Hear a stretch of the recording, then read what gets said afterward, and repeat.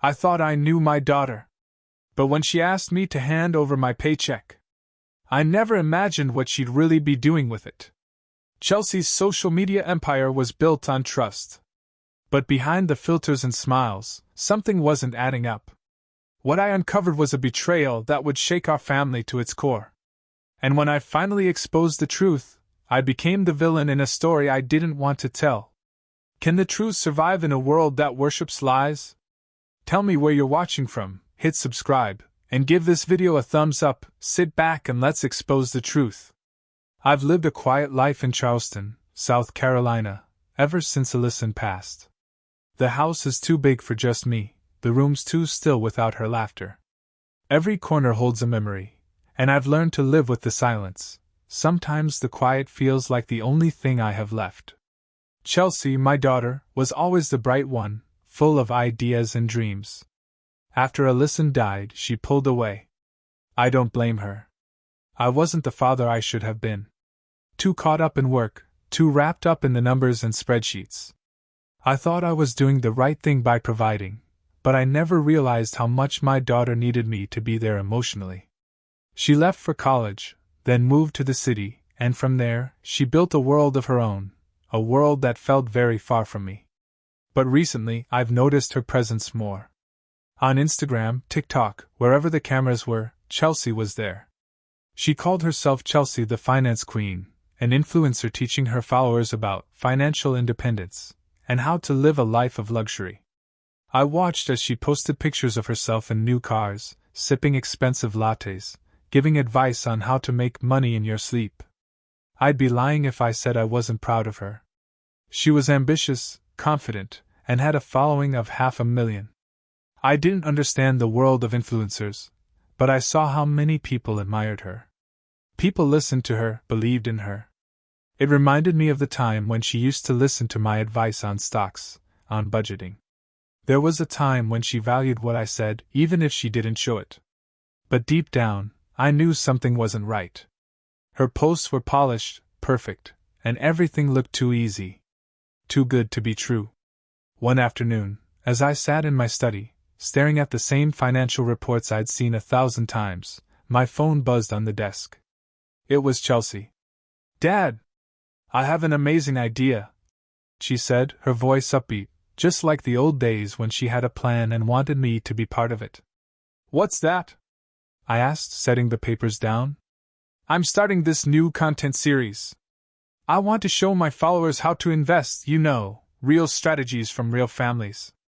And I thought, why not use your paycheck to do it? I'll invest it for you, film the process, and then show everyone how it works. In a few months, we'll both be rich." I sat back in my chair. The words "we'll both be rich" echoed in my mind. I knew my daughter had been trying to create a brand, but this was different. It sounded simple. Too simple. "Chelsea," I hesitated. "I don't need." "Dad," she cut me off, her tone suddenly sharper. "You said you trusted me. This could be huge. I'll teach you how to grow your wealth, and you'll be helping others do the same. Trust me, this is going to work. I promise." The excitement in her voice made my doubt seem small. Maybe it was just the way she said "trust me." Or maybe it was just that I missed her. After Alyson passed, I hadn't felt much purpose. But here was my daughter, asking for my help. Maybe this was the bridge I needed to rebuild our relationship. "I just want to make sure you're doing the right thing with it," I said, my voice quieter than I intended. "Money isn't a game, Chelsea. Don't worry, Dad. It's all about smart moves and smart investments. I'll handle it for you. Just let me manage it, and I'll show you how easy it is." There was something in the way she spoke that made me pause, but I pushed it aside. After all, she's my daughter. She's grown into someone I should trust. Maybe this was her way of reaching out to me. "All right," I said finally. "I'll transfer the money. But I expect you to follow through, Chelsea." "I will, I swear." "Thanks, Dad, you won't regret it," she said, her voice sweet and full of excitement. And with that, I transferred the money into her account. I didn't know then what I'd do now, that I wasn't just funding an investment. I was funding a performance. Have you ever trusted someone just because you loved them too much to doubt their motives? Would you let your own child manage your finances if they asked like Chelsea did? Let me know in the comments section. Chelsea's fame skyrocketed almost overnight. Every time I checked my phone, there she was, smiling in front of a new luxury car, sipping on another overpriced coffee, talking about financial freedom, and how anyone could achieve it if they just followed the right steps. She posted every detail of her life, from exclusive investment tips to photos of herself on exotic vacations. The problem was, I didn't see the money moving anywhere. Every week, I transferred more of my paycheck, just like we'd agreed. But I saw no change in my bank accounts, nothing growing, no new investments. Every time I asked Chelsea for an update on where the money was going, she would smile, throw up a peace sign, and say something like, "I'm just waiting for the right moment to show you the progress. It's all about patience, Dad." I started to feel uneasy, but I didn't want to accuse her of anything. She was my daughter, after all.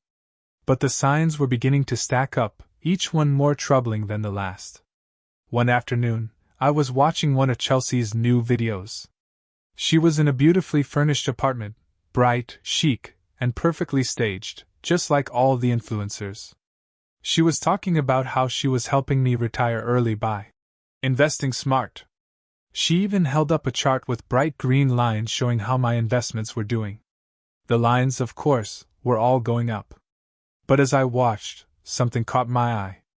In the background, I saw shopping bags stacked neatly by the door, bags from high-end stores that I recognized. The kind of bags that cost more than I made in a week. I stared at the screen, my heart sinking. Is that really where the money is going? I whispered to myself. The more I watched, the more the pieces didn't add up. Her updates became less about the investments and more about her new outfits, her trips, and her personal growth journey. Her followers were eating it up. "Chelsea, you're so inspiring," one comment read. "Thank you for helping me believe I can do this too." But I was no longer feeling inspired. I was feeling used. The more I thought about it, the more I realized that I hadn't even heard about an investment in weeks. No reports, no updates, nothing about the money I trusted her with. And every post, every live stream, seemed like a carefully crafted performance. I began to wonder if I was nothing more than a prop in her story. The way she talked about me was even starting to feel like a performance. She'd tell her followers how she was helping her dad achieve financial freedom, as though I were some sort of character in her brand. It was no longer about family. It was about content, about views. And my role was reduced to a footnote in her story. That night, I decided to investigate. I sat at my desk and pulled up her latest posts, scrolling through everything she had uploaded over the last few weeks. I started freezing frames during her live streams, analyzing every little detail. That's when I saw it. An unopened box of designer shoes in the corner of one video. Another time, in a selfie video, I noticed a receipt on the counter behind her. It wasn't for stocks or bonds, but for a shopping spree at a luxury store. My stomach churned as I began to piece it all together. Chelsea wasn't investing. She was spending. My paycheck wasn't growing. It was funding her new life, a life built on the image she sold her followers. Each post made me feel smaller, more invisible. She had turned my life, my trust, into content. I was just another part of her performance, and the worst part was, I had willingly handed her the script. I wanted to believe she was doing the right thing, but now, I could see the cracks in the facade. But the hardest part was realizing that she wasn't just lying to me. She was lying to everyone. And that was something I couldn't ignore.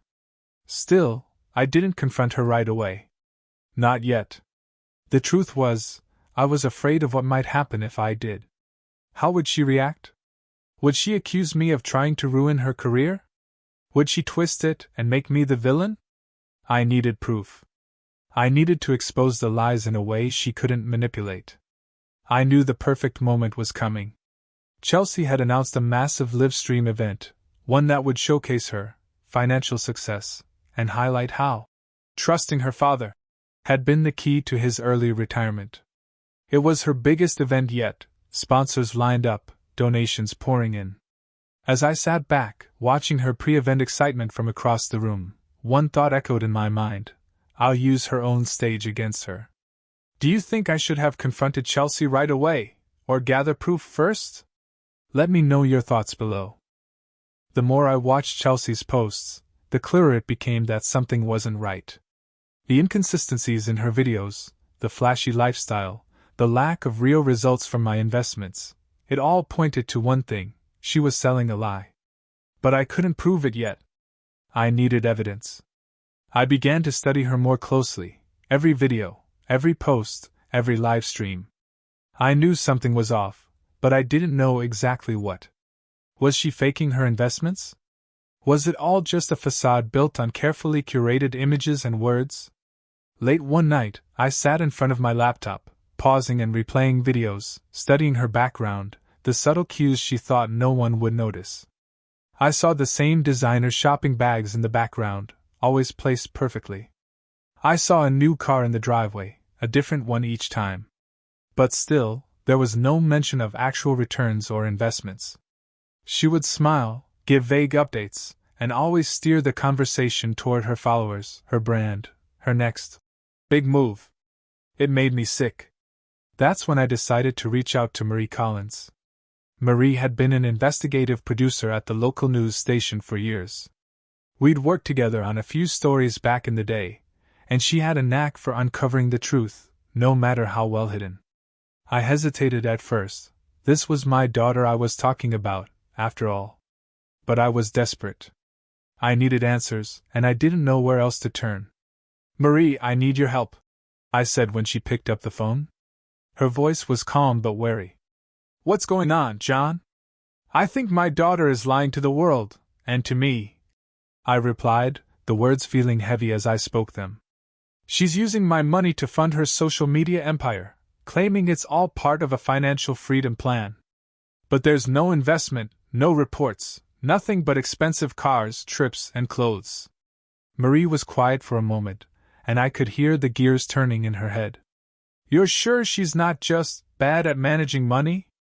Or maybe she's just not keeping you updated?" "I don't think so. I've been watching her closely. Something's off.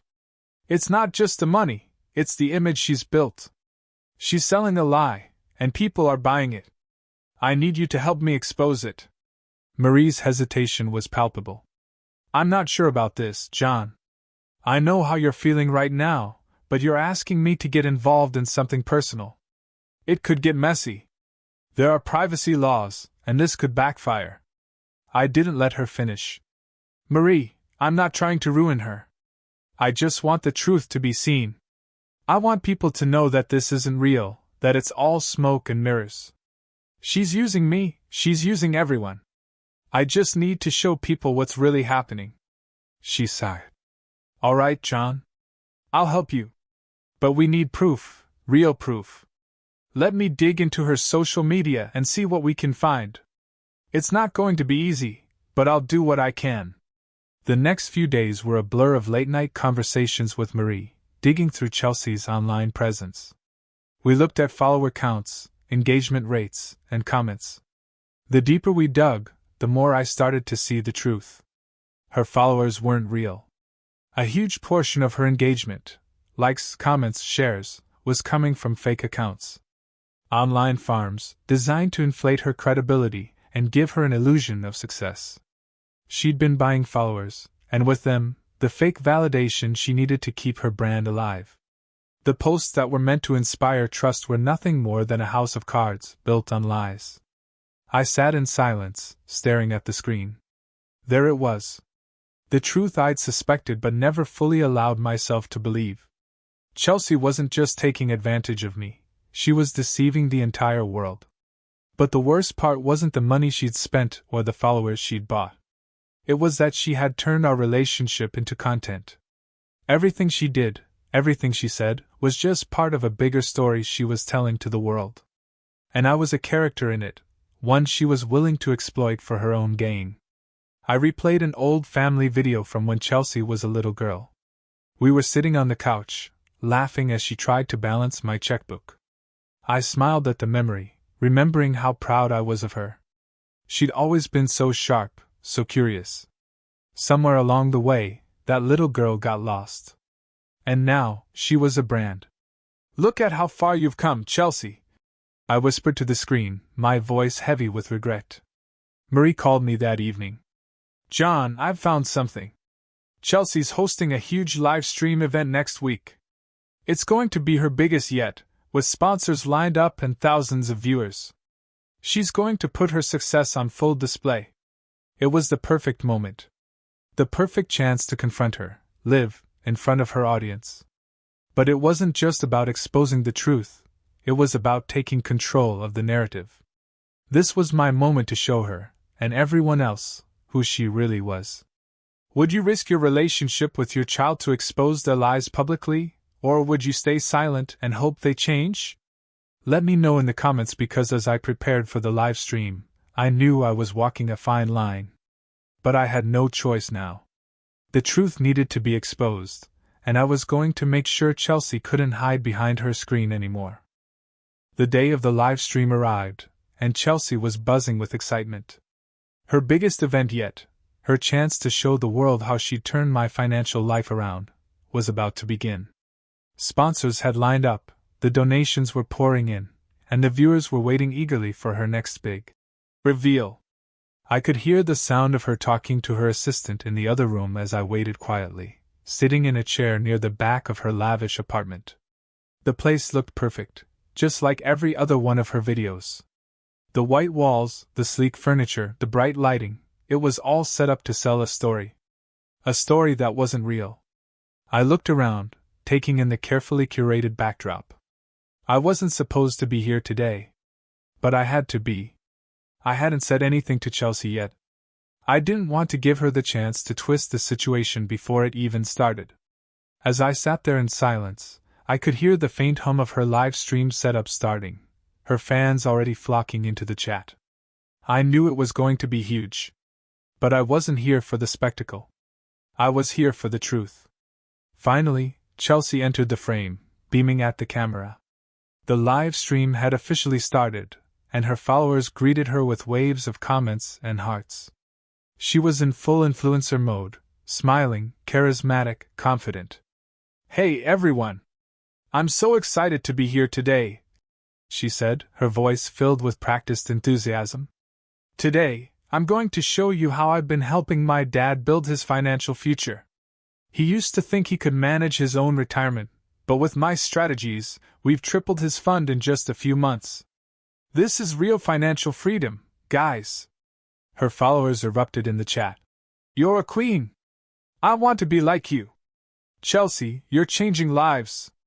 She smiled, basking in the validation. She'd built an empire off this image, off her ability to make people believe she had it all figured out. And I had let her. But I couldn't let it go on any longer. I stood up slowly, moving from my seat toward the camera. Chelsea's face brightened when she saw me approach. "And here's the man who made it all possible, Dad," she said, beaming like we were part of some feel-good, family success story. I didn't smile. I didn't nod. I stepped into the frame, and for a moment, the entire room fell silent. "I'm glad you're all tuning in," I said, my voice calm and steady. The contrast between my tone and the hype of the live stream felt almost surreal. "But there's something you all need to see." Chelsea's smile faltered, but she quickly recovered. "Dad, what are you?" Without saying a word, I placed a thick folder onto the table between us. The folder was full of documents, bank statements, transaction histories, and investment reports. I opened it slowly and let the papers spill out in front of the camera. The chat was already going wild, but I didn't pay attention to it. I looked only at Chelsea. "Let me tell you what really happened," I said, my voice cutting through the artificial cheerfulness of her broadcast. "You didn't triple my retirement fund. You spent it. All of it. On clothes, trips, and photo shoots. There was no investment. No financial growth. Just spending. My paycheck, every week, gone in the blink of an eye. And this, I gestured to the pile of papers, is the proof. The live chat exploded, comments flooding the screen in a rapid-fire barrage. What is this? Is this scripted? She's lying. This can't be real. Is he exposing her live? Chelsea's eyes widened with panic. Her usual composure faltered for the first time, and I could see the anger building in her face. She reached for the controls to end the stream, but I stopped her with a simple gesture. No, I said firmly, my voice still calm, despite the storm brewing in the chat. You're not cutting this off. Not until they know the truth. Dad, please, Chelsea stammered, trying to salvage the situation, her smile now forced, her voice shaky. No, Chelsea, I replied. It's time for honesty. This whole thing, your brand, your so-called financial advice, it's a lie. And you've been using me to build it. The audience was in an uproar. Some were furious, others were confused, but it didn't matter anymore. The truth was out. Chelsea tried again to cut the stream, but it was too late. The damage had been done. Please, she whispered, almost pleading now. Don't do this. I didn't shout. I didn't scream. I simply looked at her, my voice steady as I said, I trusted you, Chelsea. And this is how you repay me? By turning me into content? The silence that followed was deafening. I could hear the chat scrolling through a mixture of disbelief and anger. Chelsea's perfect image was unraveling, piece by piece, and I wasn't going to let her stop it. If you think honesty still matters, hit subscribe. Stories like this deserve to be heard. By the time the stream ended, the confrontation clip had already gone viral. The world was watching, and father and daughter were trending for all the wrong reasons. The aftermath of the live stream was swift and brutal. Within hours, Chelsea's carefully curated brand began to unravel. The videos of her success story, once adored by hundreds of thousands, were now being dissected in every corner of the internet. The sponsorships that had lined her pockets pulled away one by one. Her follower count began to drop, faster than I could have ever imagined. I'd watched her rise with pride, but now, I watched her fall with a weight in my chest that I wasn't prepared for. For a brief moment, I felt a strange sense of vindication. People were praising me. Some called me a hero, a father who had stood up for the truth. The internet exploded with clips of my confrontation. Father exposes influencer daughter for lying to millions. Headlines blared. There were some who said I'd done the right thing, who said it was about time someone stood up to the fakes and the lies. I even saw a few people comment, finally, a parent who cares enough to expose the truth, even if it costs them everything. But as the praise piled up, I couldn't shake the feeling that something was missing. It was hard to revel in the satisfaction when I knew the damage was done, especially to Chelsea. I saw the tears on her face as the camera shut off, the panic in her eyes as the world turned against her. I kept replaying the moment in my head, her voice cracking, her hands trembling. I thought I'd been doing the right thing. But now, with each passing hour, the realization hit harder. I had just torn apart the one person I was supposed to protect. It didn't take long for the public's opinion to begin shifting.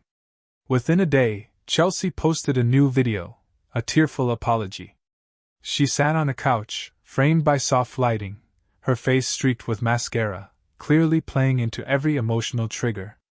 I've been through so much, she said, her voice shaky. What you all don't understand is that my father, he never believed in me. He didn't want to see me succeed. He tried to stop me at every turn. And now, he's just using me to get attention. I've been manipulated. I don't know who I am anymore. Please understand that I was just trying to help my family. The video was raw, vulnerable. It was perfect. The comments flooded in. I'm so sorry you had to go through that, Chelsea. You're so strong. We stand with you, Chelsea. You didn't deserve this. Your dad should be ashamed of himself. And just like that, the narrative shifted. Once again, Chelsea had taken control of the story. Her tears, her apology, they were enough to regain her audience's sympathy. The flood of hate that had poured into her account began to slow. Brands, who had jumped ship in the immediate aftermath, started to quietly reach out again, their emails now dripping with support and understanding. But the real twist came in the form of the comments that began to circulate about me. Why would a father do that to his own daughter? What kind of man humiliates his flesh and blood in front of millions? Does he really care about her? Or is he just jealous of her success? It was as if the story had flipped. The comments, once supportive of me, now felt like daggers. People questioned my motives. Did I expose her out of love? Or was this all about getting attention for myself? Maybe he was angry because she outgrew him. He couldn't stand the thought of her succeeding without him. I wasn't prepared for this. At first, I tried to tell myself that the truth was on my side, that the world would see through the lies. But the longer I stared at the comments, the more I started to wonder. Had I done the right thing? Was there another way? I tried to sleep, but it was impossible. My mind kept circling back to Chelsea's face, the way she looked at me during the confrontation. I kept hearing her words, the pain in her voice. Maybe I'd been too harsh. Maybe I hadn't given her a chance to explain herself. I could still see her sitting there, looking at me like I was the villain in her story, just as much as she had once been in mine. In the end, I wasn't sure if I'd exposed her lies or exposed myself. When someone lies to you publicly, do they deserve public exposure, or private forgiveness? Let me know in the comments section. As I lay in bed that night, haunted by the thought of what I'd done, my phone buzzed again. It was a post from Chelsea. She had uploaded a cryptic story. People think they know the truth, but wait until they hear mine. I felt a cold chill run through me as I stared at the screen. This was far from over. It didn't take long for Chelsea to make her comeback. Less than a week after her tearful apology, she reappeared online, this time as the real victim. Her new video was carefully curated, every word calculated to elicit sympathy. She sat in front of a soft-lit camera, her face the picture of vulnerability, her voice trembling with the weight of what she claimed was a life turned upside down. "I never wanted any of this," she began, her voice cracking. "I just wanted to help my dad. But he didn't support me. He never believed in me. Instead, he tried to control everything, manipulate me into doing things I didn't want to do. And when I started becoming successful, he couldn't handle it. He wanted to tear me down, and that's exactly what he did." The video was a masterpiece of emotional manipulation. She painted herself as a daughter who was just trying to build a career, only to be sabotaged by a controlling father. In one of the most dramatic moments, she held up her phone to show screenshots of text messages between us, claiming that I had tried to stop her success. She accused me of emotional abuse, of trying to control her life from the shadows. As the video went viral, the comments flooded in. "You're so strong, Chelsea. We stand with you. You deserve so much better than your father." Even some of the brands that had dropped her started circling back, praising her resilience and offering new deals. The sympathy for her grew by the minute, and I could feel the ground slipping from beneath me. The public that had supported me, the ones who had cheered when I exposed her lies, were now turning their attention to her. Old clips of my confrontation with Chelsea were being re-edited, taken out of context, and shared online. In these new videos, I was no longer the concerned father seeking justice. I was the controlling, jealous man trying to ruin his daughter's career. The comments were harsh. Why did he humiliate his own flesh and blood? What kind of father does that? He's just angry she succeeded without him. It didn't take long for the hate to reach my doorstep. The phone calls started first, anonymous, cruel, telling me I was a monster. Then came the letters, handwritten and full of venom. "You ruined your daughter's life," one read. "I hope you feel good about destroying her." But the worst part was when I started to feel the isolation. I'd see neighbors glance at me as I walked down the street. Their eyes would flicker away quickly, as if they didn't want to make eye contact, as if they knew something dark about me that I couldn't escape. Friends I'd known for years started to distance themselves. At work, former colleagues who had once respected me now avoided me in the hallways. The support that had once been mine had turned into a suffocating silence. Everywhere I went, I could feel the weight of the judgment hanging over me. It felt like I was walking through a world that no longer understood me, no longer saw me as a father trying to do the right thing. Instead, I had become the villain. The one who exposed his daughter's lies, who tore apart a life in the name of truth. I spent nights lying awake, wondering if I had made a mistake. I had exposed Chelsea's lies. I had shown the world what she had done, and yet now, I felt like I was the one who had lost everything. I couldn't stop hearing her voice in my head, her words accusing me of everything from manipulation to emotional abuse. I kept seeing the way she looked at me when I confronted her, her eyes full of betrayal, as though I was the one who had wronged her. I had proof, hidden footage that could destroy her once and for all. I had video clips of her rehearsing her emotional apology, laughing behind the scenes as she plotted how to manipulate the audience. The raw footage from the live stream, where she had staged every moment for the cameras. If I released it, everything would change. The world would see the real Chelsea, the one behind the polished Instagram posts and the fake tears. But something stopped me. I wasn't sure what, but I couldn't bring myself to do it. Maybe it was because I still loved her, despite everything.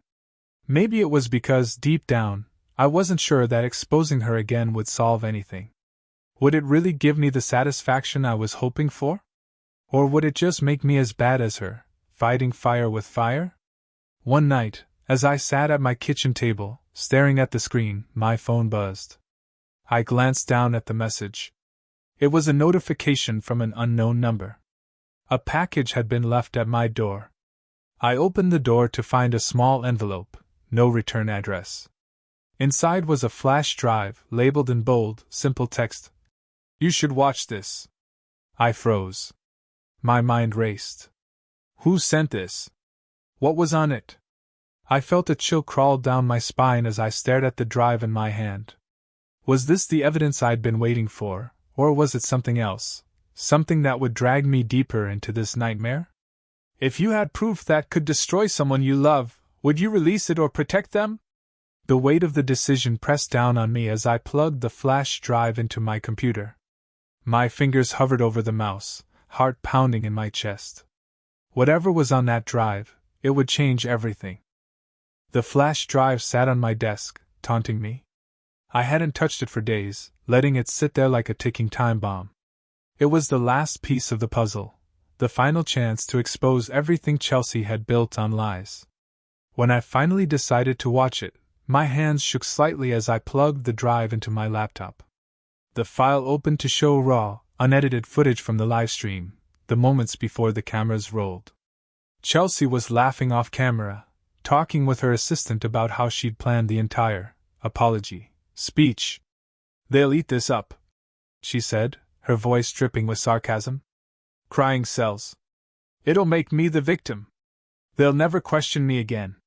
She went on to admit that her followers were naive, and that her financial advice was nothing but a show. She said she'd figured out how to keep people hooked on her image, how to use their emotions against them. "It's all a performance, just like everything else," she said, grinning. The footage was enough to clear my name forever. If I showed this to the world, Chelsea's career would be over. She would lose everything, the fake empire she'd built, the millions of followers, the brands. It would be my final revenge, and I'd have the satisfaction of watching her crumble under the weight of her lies. But as I sat there, staring at the screen, something inside me stopped. I felt sick. I didn't want this. I didn't want to become the person who used someone's shame to build their own moral high ground. What would it say about me? That I was just as obsessed with the performance as she was? In that moment, I realized something. Revenge wouldn't set me free. It would only continue the cycle. If I exposed her now, I'd just be playing into her hands, another part of her narrative, another chapter in her story where the villain, me, plays into her victimhood. The truth wouldn't matter. The cameras would only follow the drama, not the reality. So, I made a decision. I clicked delete. The footage was gone. Just like that. No one would ever see it. And in that moment of silence, I realized that the true victory wasn't in destroying her, it was in walking away. I sold my house not long after. I packed up the few things I had left and moved to a small coastal town in Maine, far away from the cameras, the noise, and the mess I had left behind. I wanted peace. I wanted to escape the feeling of being watched, of being judged. The weight of the world felt lighter in that quiet little town. The beach, the sound of the waves crashing, the absence of screens and opinions, it was all I needed. For the first time in a long time, I felt at ease. Life slowed down. I settled into the anonymity I'd craved for so long. But Chelsea's shadow still lingered. Months later, while I was walking along the shore, my phone buzzed.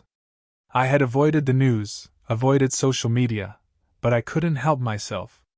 I opened the notification, and there she was, Chelsea. Her face was smiling, framed by soft lighting, and she was giving one of her motivational speeches. "Forgiveness," she said, her voice calm, almost soothing. "It's the only way to move forward. I've learned so much, and now I want to share it with you all. To everyone who's ever been gaslit by someone they love, this is for you." She paused dramatically, her eyes softening. "And to my dad, thank you for teaching me everything." The words hit me like a punch to the gut. She had turned our story into something else entirely. She had taken everything, my pain, my mistake, and my silence, and turned it into a message of hope. I watched her speak, a slight smile forming on my face. There it was again, the performance. She had perfected it. She hadn't changed. She just learned how to craft the perfect illusion. I closed my phone, staring out at the ocean. For a moment I allowed myself a small smile, bitter maybe, but real. "You're welcome," I whispered to the screen. In a world driven by image, the one who controls the narrative controls the legacy. And somewhere, deep inside, I knew that Chelsea had learned exactly how to control hers. Thank you for watching this story to the end. If you enjoyed this story, you will surely love the next one. It's as interesting and even more intriguing as you can ever imagine. So do check it out. Click on the image showing on your screen right now to watch the next one. Don't forget to subscribe and share this video to your loved ones.